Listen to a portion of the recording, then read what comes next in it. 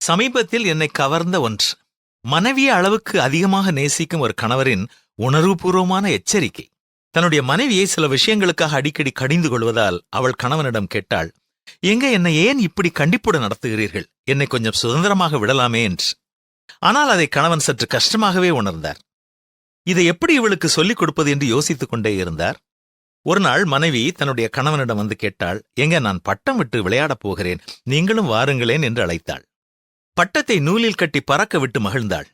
அப்படி மகிழ்ந்திருக்கும் வேளையில் கணவன் கேட்டார், பட்டம் மேலே பறக்க பறக்க எவ்வளவு அழகாக இருக்கிறது. ஆனால் அதன் விருப்பம் போல பறக்க முடியவில்லை. அதற்கு தடையாக இருப்பது என்னம்மா என்று மனைவியிடம் கேட்டார். மனைவி பட்டென்று பதில் சொன்னால், இந்த நூல்தான் என்று. அப்படியா என்று கேட்டுவிட்டு அந்த நூலை அப்படியே அறுத்து விட்டார் கணவர். பட்டமும் தன்னுடைய இஷ்டப்படி பறந்தது. ஆனால் சற்று நேரத்தில் கிழிந்த காகிதமாய் கீழே விழுந்தது. கணவர் சொன்னார், இந்த நூல்தான் பட்டத்தை தன்னுடைய இஷ்டப்படி பறக்க விடாமல் தடுத்தது. நேரான வழியில் இந்த பட்டம் பறந்து உயரங்களை அடைய இந்த நூல் உதவியாக இருந்தது இல்லையா? இதைப் போலத்தான் உன் கணவனாகிய நானும் ஒரு நூல்தான். நீதான் அந்த பட்டம். நீ என்னுடைய பேச்சைக் கேட்டு அதன்படி நடப்பாயெனில் என் பாதுகாவலுடன் உயரப் பறக்கலாம். உன் இஷ்டப்படி வாழ நினைத்தால் அந்த பட்டம் கிழிந்து காகிதம் ஆனது போல உன் வாழ்க்கையும் சீரழிந்துவிடும். இப்போது புரிந்திருப்பாய் ஏன் உன்னை கண்டித்தேன் என்பதை.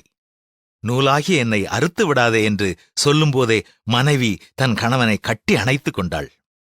ஆம் அன்பான மனைவிகளே, உங்களுக்கு இனிமையாய் தோன்றுகின்ற வழிகள் ஏராளம் இருக்கலாம்.